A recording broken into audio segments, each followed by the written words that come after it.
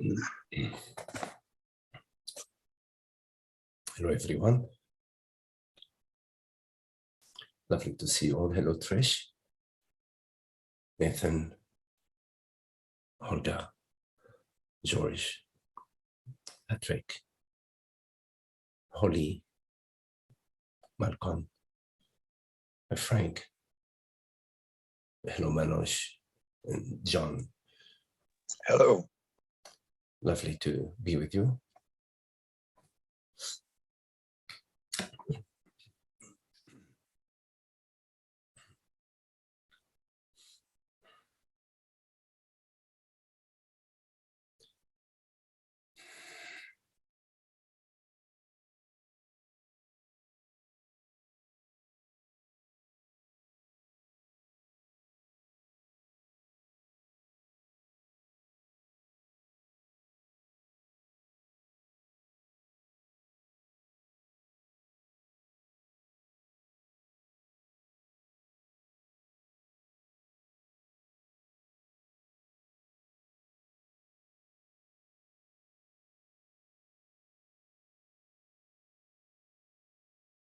So in order to gather here together as this one presence,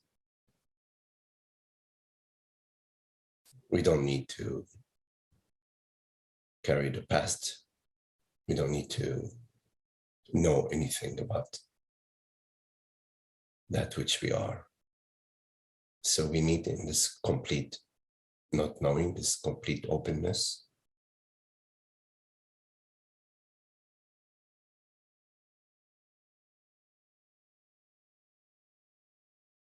The now, which is not in time.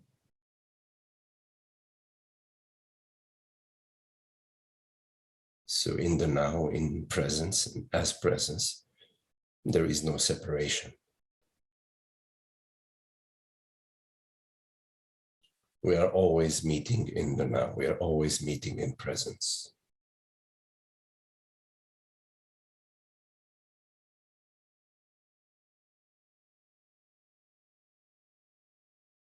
Before you download a story about yourself or a story about your experience,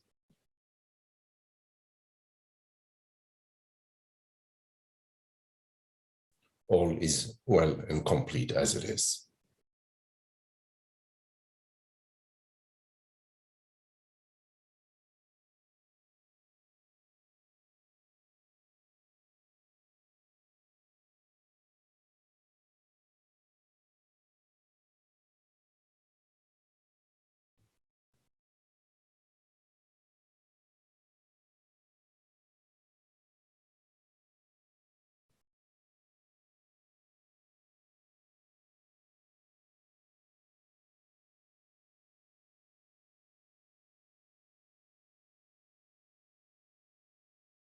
Being it is.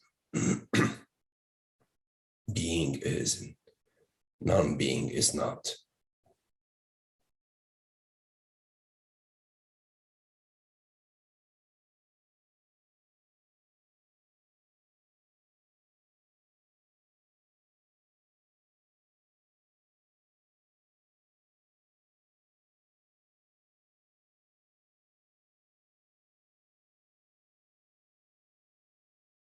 Your entire experience is a validation of being.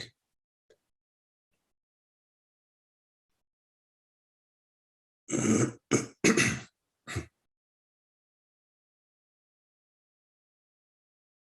is not about your life, about the world, about your culture, about your body. Your experience is an ongoing validation of being. Not being somebody, not being good or bad, but the pure being, pure awareness.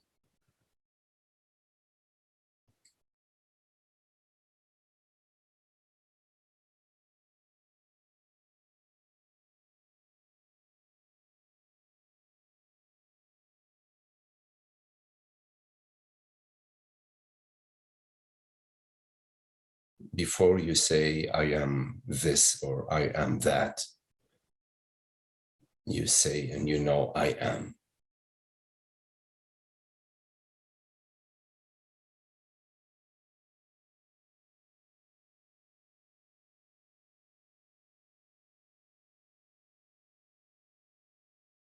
I am is the peace. I am is the freedom. I am is the totality. I am is the sufficiency.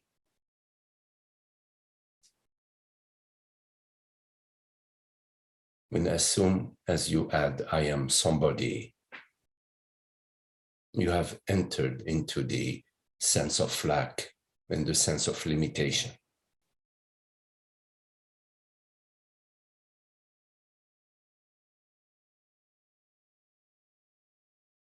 You experience yourself as somebody, as a limited self, and you experience the world around you and others as separate from yourself. None of which is true.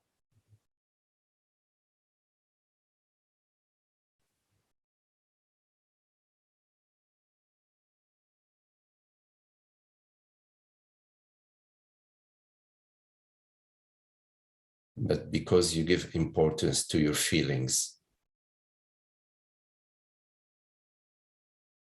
you make the imaginary, you make the illusory appear as true.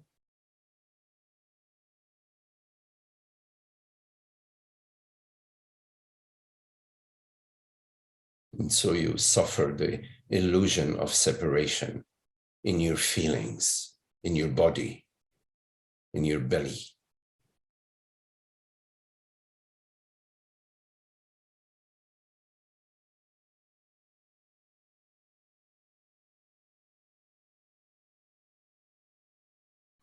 And then you spend the rest of your life struggling with the feelings.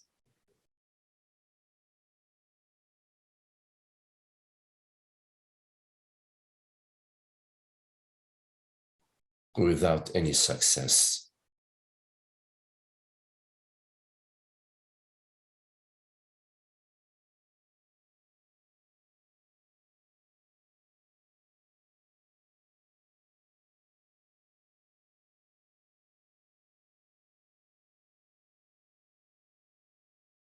You imagine that the freedom of being depends on the world, depends on your relationships with your family, with your friends, with your co-workers, with your neighbors.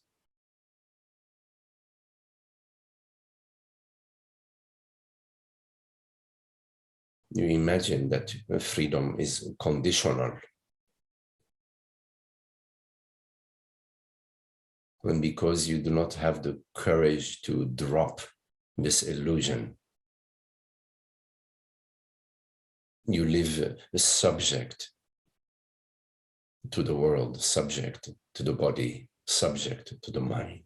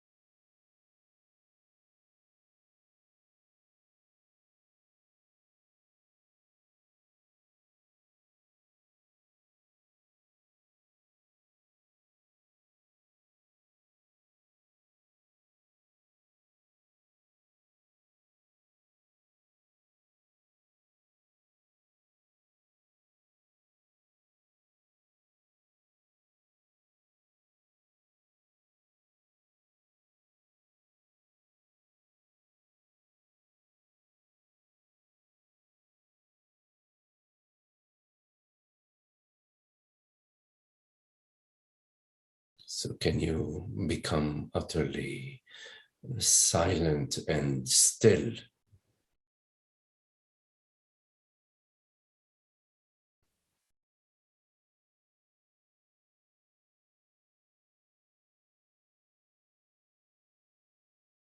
not moving away from something or towards something.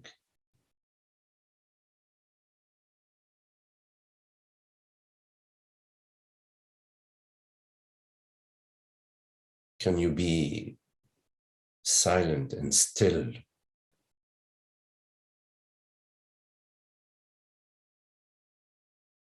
so that you are not a subject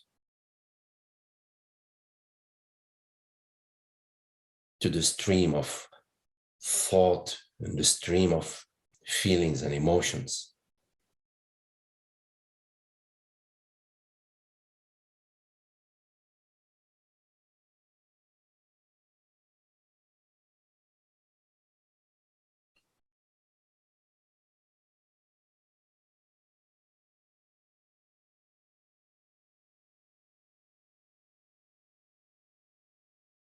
Thoughts and feelings appear to you.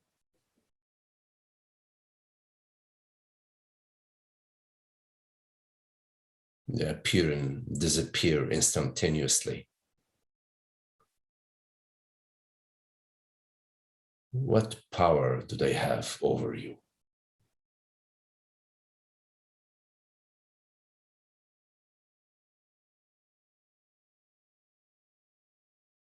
What power does a cloud have over the wide open sky?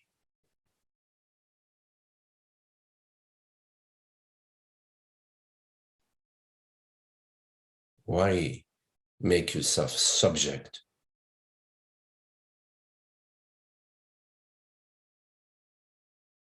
to thoughts and emotions, bodily sensations?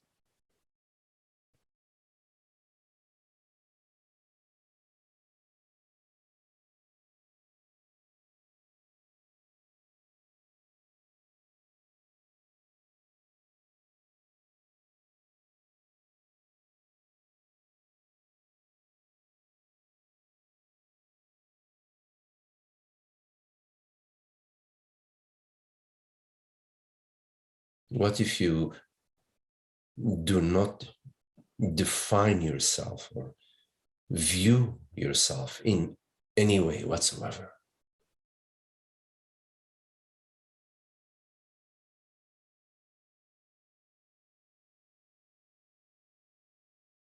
Not as a man, woman, mother, son. Not to view yourself in any way whatsoever in this moment which is not in time.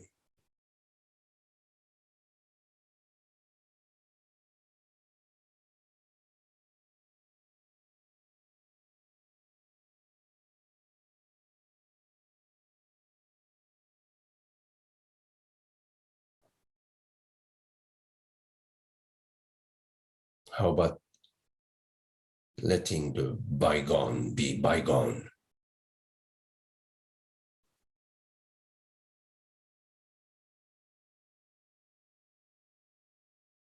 So that every moment is a fresh moment of being, of presence, of awareness. Not an ongoing me story.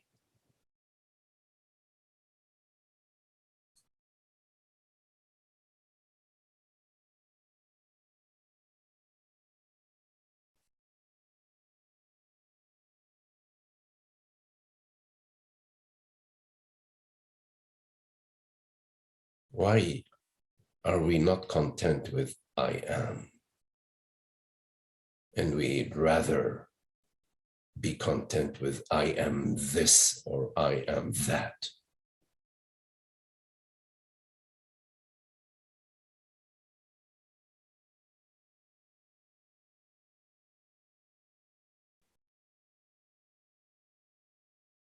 Because as soon as I am this or I am that, I have to defend, protect maintain this and that.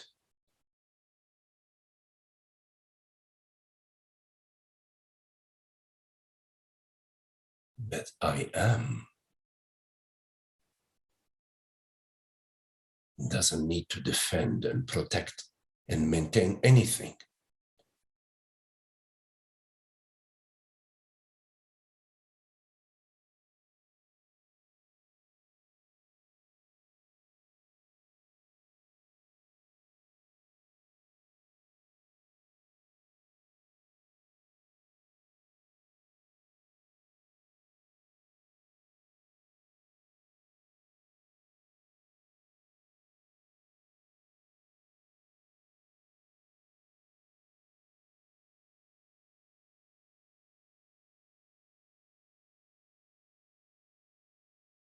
There is no issue with phenomena,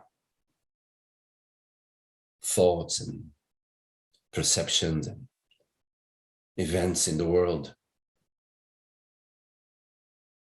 Like there are no issues with clouds appearing in the sky.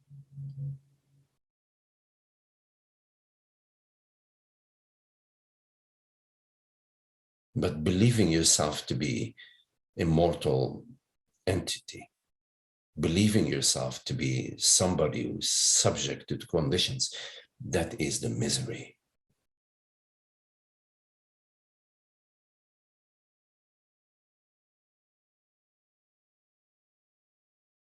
It's illusory me that we're so busy protecting and maintaining and safeguarding, cajoling.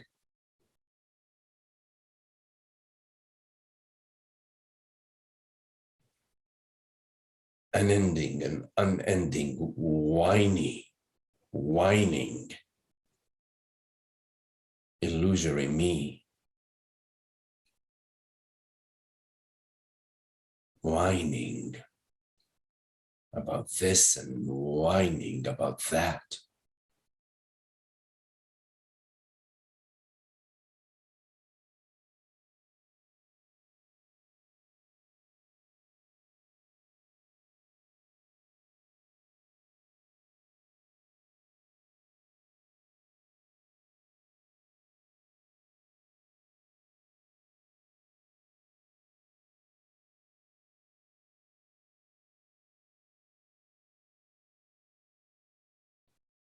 But the moment you are not defining yourself in any way, here you are as this aware presence, effortless presence.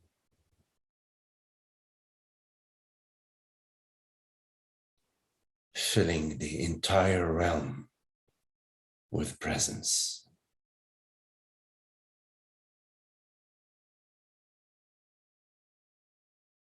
Nothing lacking, nothing too much.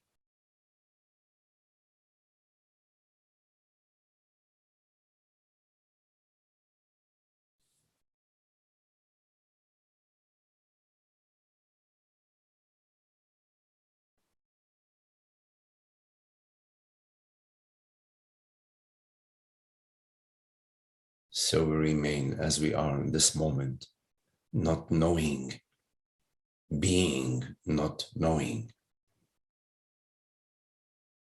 Beingness is sufficient unto itself. It does not need to know anything as if it is lacking any knowledge.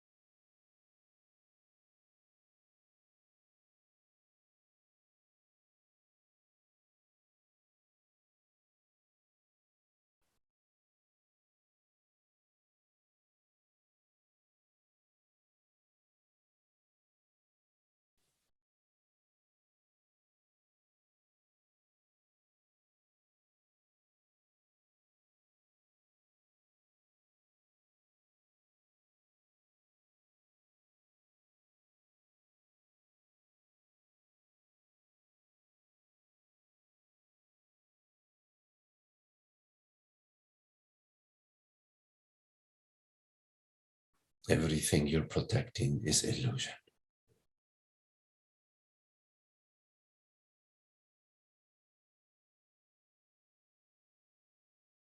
That which you are, the reality of consciousness, needs no protection.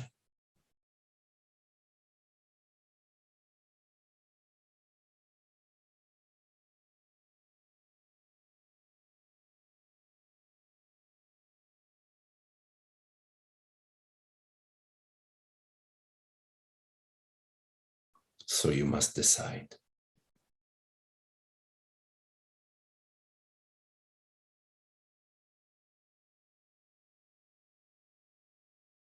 Which game do you want to play?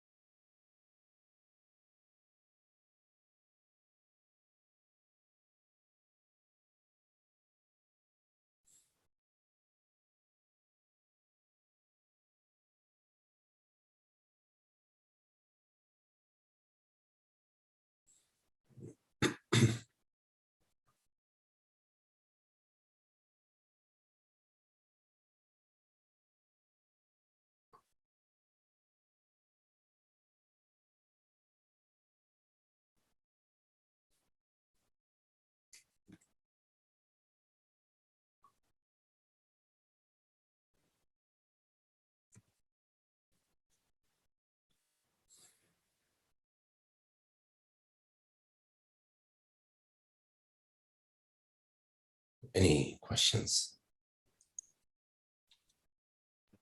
Hello, Magdi. Hello, George. Yes, I have a question. I understand that striving and desiring are activities which tend to strengthen the illusion of being a separate self. Now, you have suggested certain activities that we might take to awaken to the truth. For example, you earlier suggested that we just be silent and still. Now, whatever activities you suggest, I do these because I strive to wake up and break the illusion. And I don't understand why these activities aren't counterproductive, because they strengthen the illusion. In other words, they're resulting from my wanting and striving. Yes. So there is a striving which is for personal gain, and there is a striving towards God, striving towards understanding, striving towards freedom. Now we may we may start the journey with the impression that striving for peace, for happiness, for freedom, for truth is a personal endeavor. But soon enough, we come to the understanding, to various degrees, but anyways, we come to the understanding that in fact there is no body, in fact there is no separate self that is striving for anything. So then we still have a passion and interest. We're still are students of the way. We're still exploring, we're still contemplating, but there is an understanding now that in fact it's not a personal endeavor. It is somehow a universal endeavor. It is God within us who is striving God, or who is seeking God, or who is contemplating God. So yes, there are certain pointers that are shared, such as simply be still. In fact, one could say, be still, but in fact, there is no body, there is no separate self, there is nobody who is being still. So it may sound like as some sort of a paradox, how could I be still while there is no body, who is no separate person who is being still? Well, the understanding is that in fact, consciousness, awareness is stillness itself. It is not possible for you to hear these words when there is noise. So noise cannot hear. It is the stillness, it is the blank state, it is the openness, it is the whatever, it is that which is not moving that detects movement. A movement does not detect another movement. So in fact, when we say be still, it's a paradoxical way of speaking. It's just pointing to the stillness, that it is possible to sort of, for the stillness to sort of be aware of itself. We are at the mind level mostly aware of movement. We believe that there is just one experience available to us, which is the experience of perception. You know, thoughts, meditations, feelings, memories. Somehow we believe that the experiences available to us is a phenomenal experience, and that's all that's available to us. But in fact, there is another experience that is available to us, which is the experience of being, of presence. Because without presence, without awareness, without being, there would be no perception right now. And presence knows itself. I don't need to hear you or perceive you in order to know that I am. There is an experience of I am, which is irrespective of perceiving or hearing or sensing or emoting, which is the experience of being, the I amness. So in terms of your question, that we may start along the path with a certain sense of personal striving, and then the teaching, you know, unfolds to us, and our understanding ripens, and we become more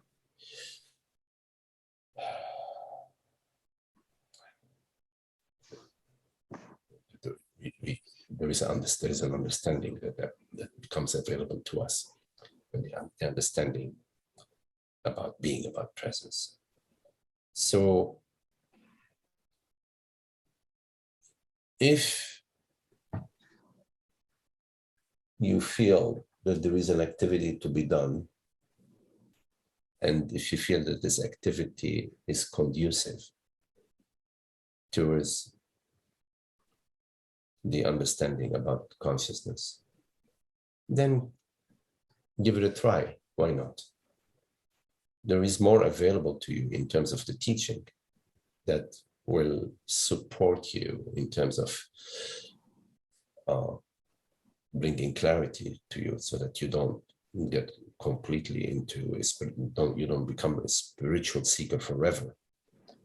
Right. The objective of the teaching is not to become a spiritual seeker, but to become free. Not to become a forever student, but to become free. That's the objective of you know, our meetings, you know, in a way, you know, one could speak it this way.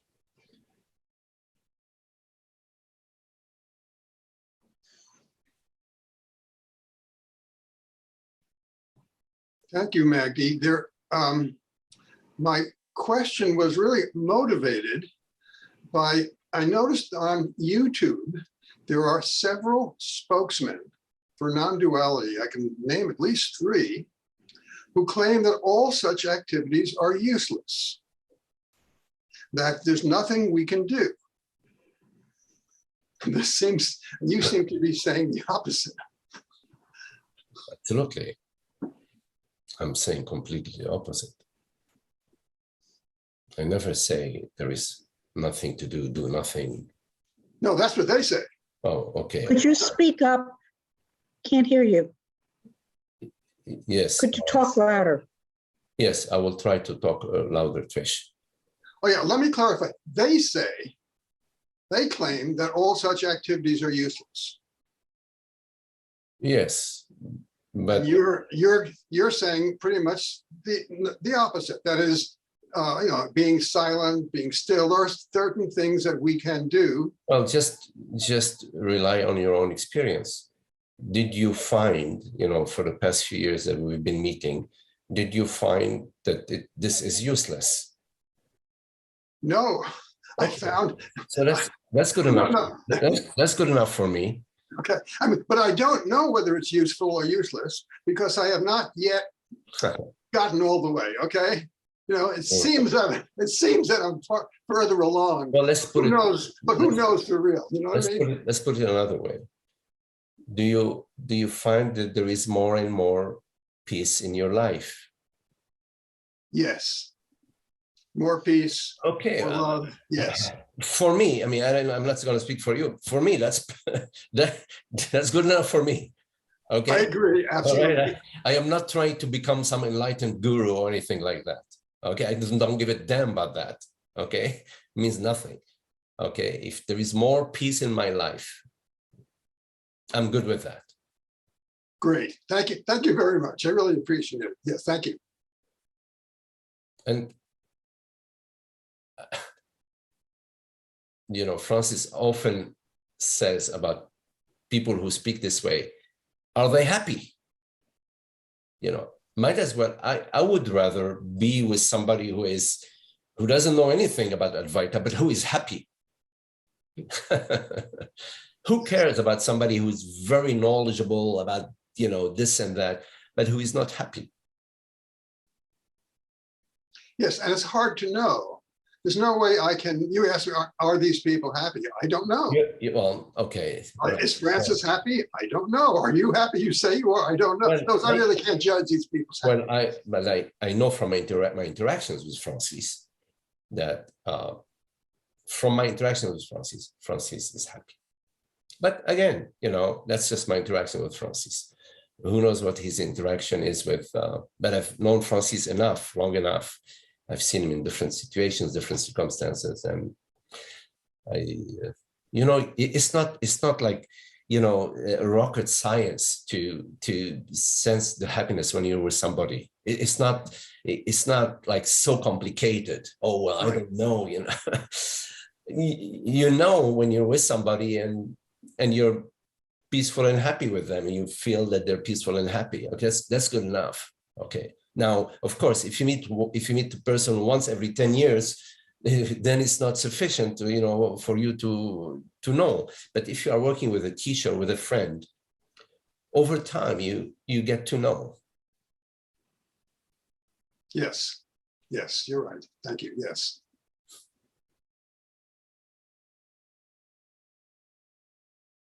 But no, yes, I mean,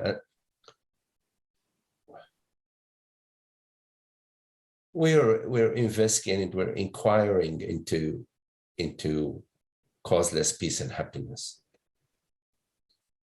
When we're looking at our experience, we're investigating our experience, our beliefs. We're investigating our understanding. We're using higher reasoning.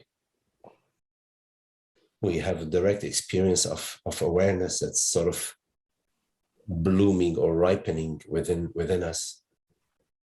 So there are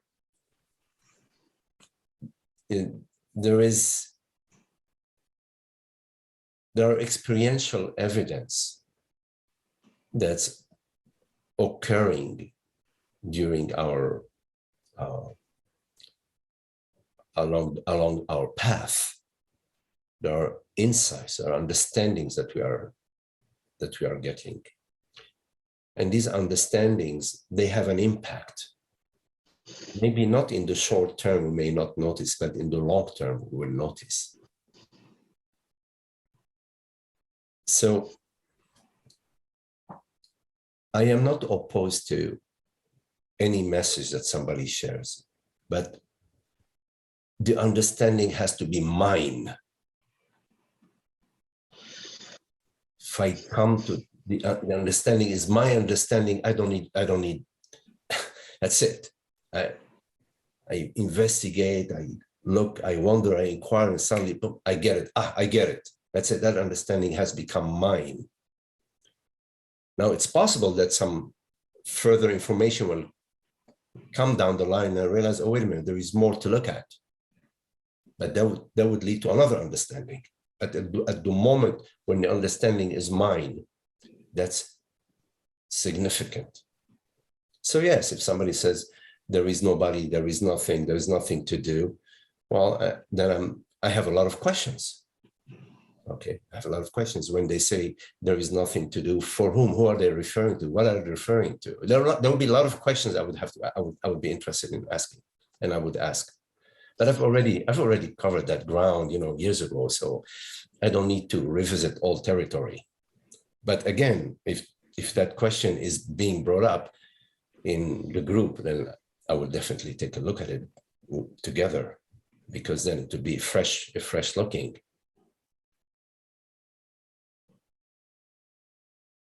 And it's true that there is no separate self. There is no separate doer. There is no separate anybody that's doing anything. But this does not mean that there is no I, no self, no awareness, no consciousness. There is. And this does not mean that there is no doing or choosing. Of course, there is a doing and a choosing. You chose to come to satsang today. What is the I that chose that? Obviously, there was a choice.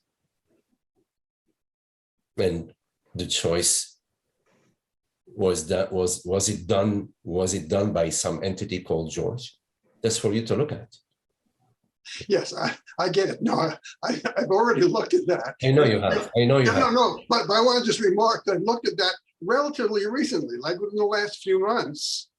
I really got to, you're talking about insights. Well, that's an insight I got relatively recently. Yes. I still thought that George was the doer,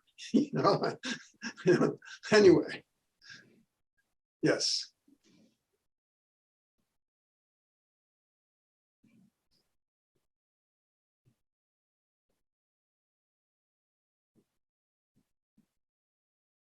So it is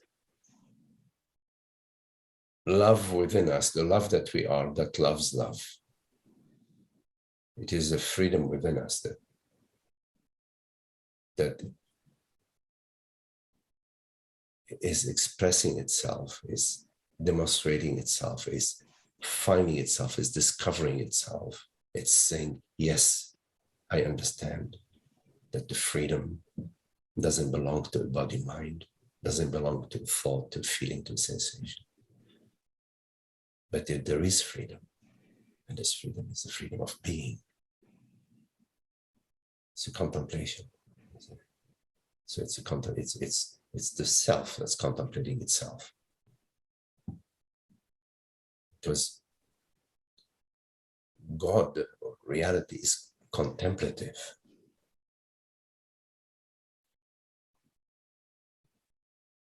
And I only say that because that's my experience. It's my experience that being is contemplative.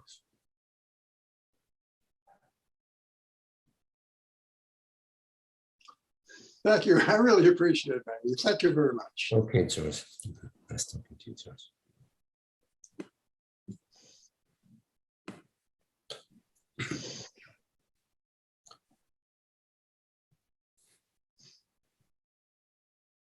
Any questions?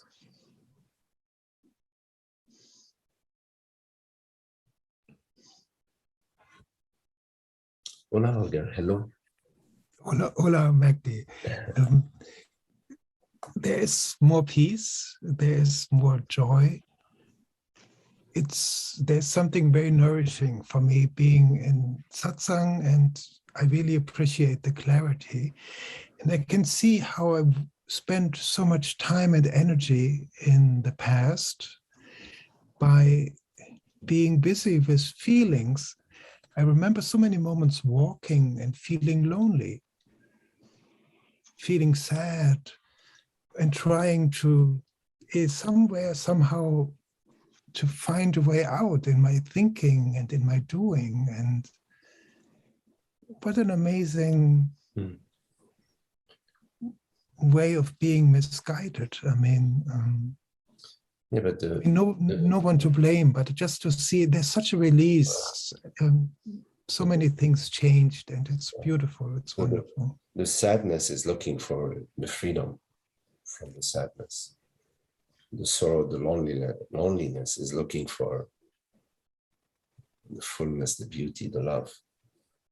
So it's all it all has its place, and we all are familiar with these experiences, which are sort of an inner calling for freedom, for love, for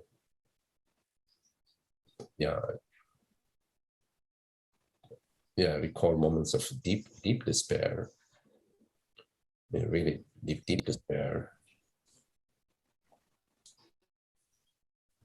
But somehow I sense there's something really precious at the core of that despair. Something really precious. It was a calling in the midst of the despair for what? For truth. Not so much like a personal liberation. That's like at the surface, but a deeper calling for the absolute freedom, for the total freedom. What I perceived as desperation or something was just a misunderstanding, because I looked from the sense of me as someone who wants to be someone in the world. Yeah, I mean that's the condition in a way, for the human mind is afflicted with that. Being in a cocoon, being the isolation, perceiving from that perspective, from the perspective of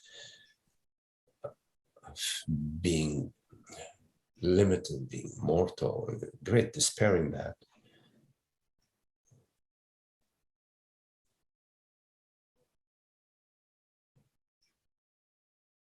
And then there is God's whisper, God's whisper.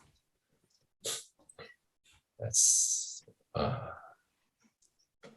yes.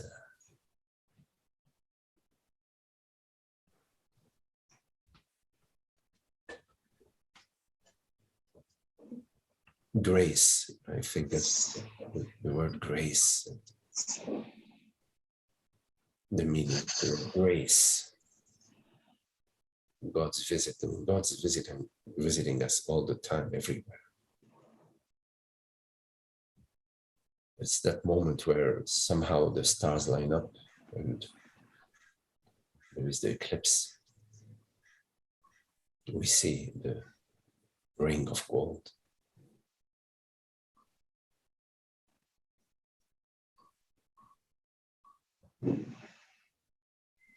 Before satsang, I had a short conversation with Nathan, and so many times I felt I don't know.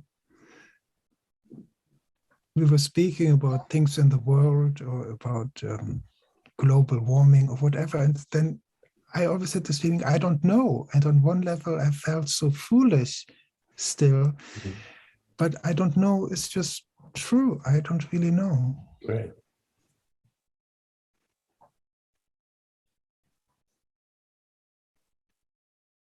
Yeah. From the very narrow mind perspective, we're looking through a peephole at the universe. It was like, there's this immense space, and there's a teeny tiny peephole looking at this. And from the mind, yes, of course. But from the teeny tiny peephole, we're seeing so little of God's creation, but the seeing itself is God seeing.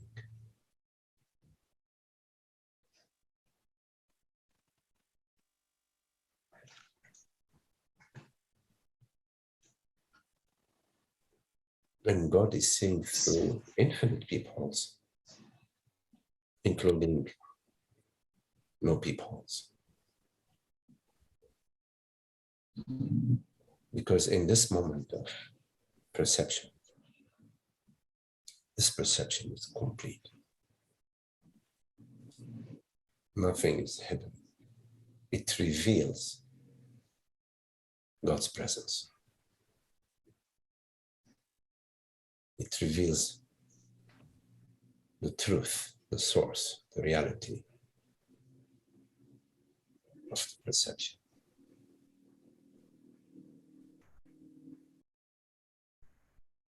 Which I am. Without I,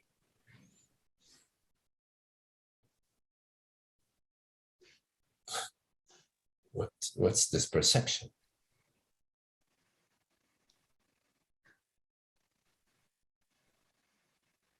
So that's the revelation that of import, way beyond what appears at the mind level.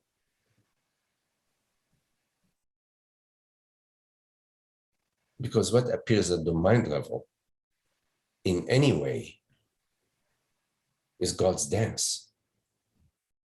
It's the vibration of God. Shiva's dance. A certain vibration of the universal field. Like a teeny tiny ripple,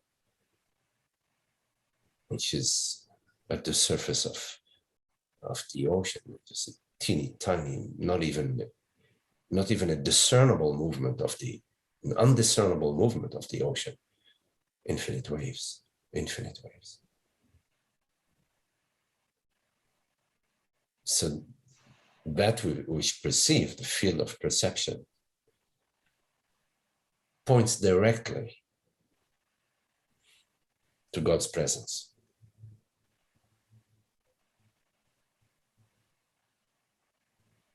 Because it is the movement of God. It is God appearing as such.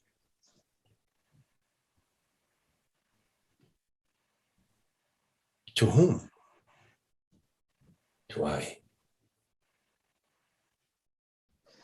Is there any other I besides God's I, God's being? Is there any other being besides God being? No.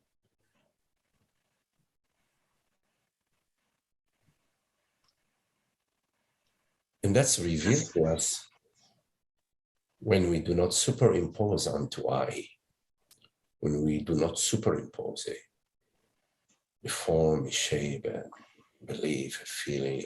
We don't superimpose. Like clouds are not superimposed onto the wide open sky.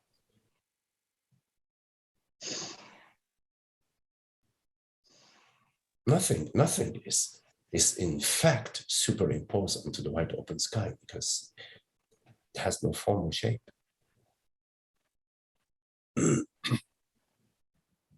Right? Whatever is superimposed is just a mental, it's a conceptual superimposition, which is just Shiva's dance.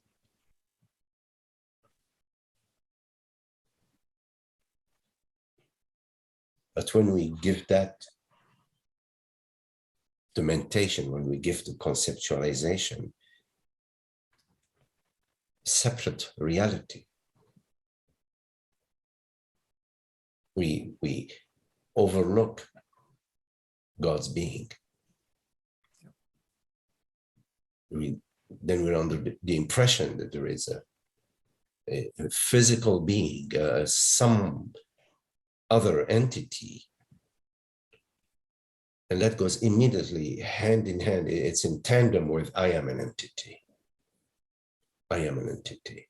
So the protective, the defensive mode between entities.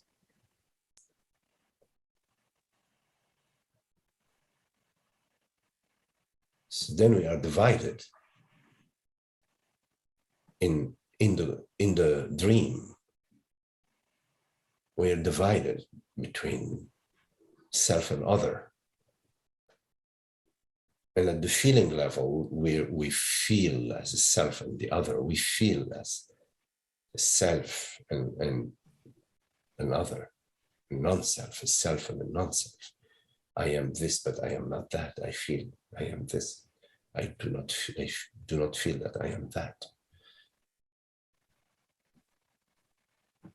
So that's the contraction.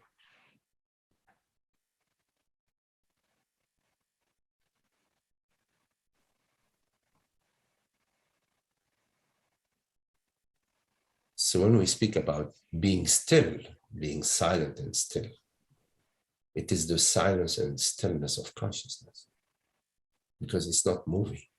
It is not in the realm of movement. So in a way, we're mixing levels. We're saying, okay, be silent and still, but we're actually talking about the silence and stillness of being. But it's okay. It's okay. You know, this whole conversation is a dream conversation anyways. Because we're using vibrational fields. We're using medium. There is a medium. So the medium is in the dream, but the meaning is in consciousness. The meaning that is portrayed via these energetic fields of movement is in consciousness. So when there is understanding the meaning, then you're no longer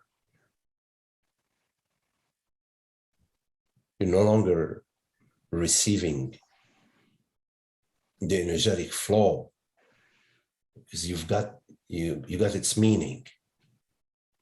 The space between the vibration, there's the notes, between the notes, you got the meaning which is between the notes.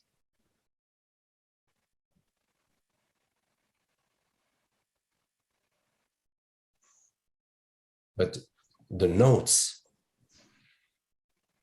they relate well to the mind, because the mind operates in the notes, in the sounds, in the perceptions. So it's easier for the mind to feel trustful, to agree to sit at the parlay table, to carry conversation, because it feels that it's among friends.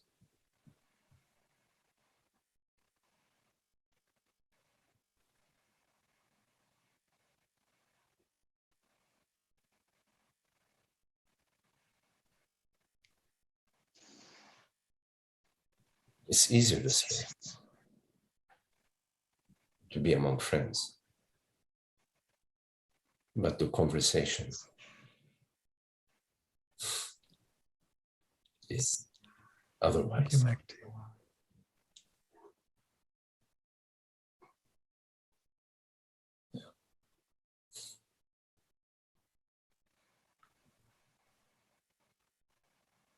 And this conversation is only possible because of our interest. It is our interest, you know, like George was asking before. Our looking, which draws, which opens the treasure chest.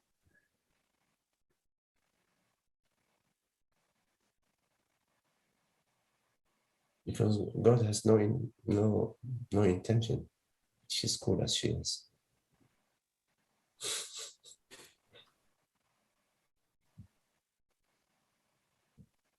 Thank you, Magdi. Okay, Holger.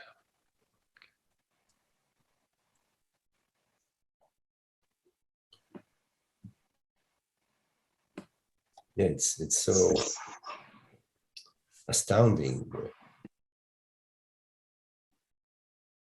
Satsang it's magical anyway. It's our combined, coming together, with our shared interest that creates the magic.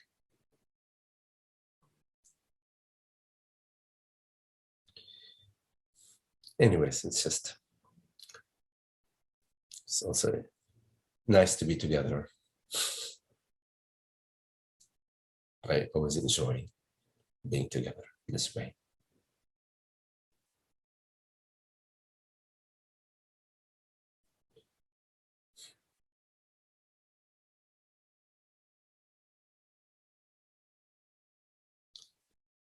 Okay, well, thank you all. Very lovely to be with you, Trish, Nathan, Holger, Frank, Holly, George, Patrick, Charlie, Manoj, John, and my sweetheart, Tara. Thank you all. Thank you, Magdi. Thank you, Magdi. Thank you, Magdi. Thanks, everyone. Thank you, Magdi.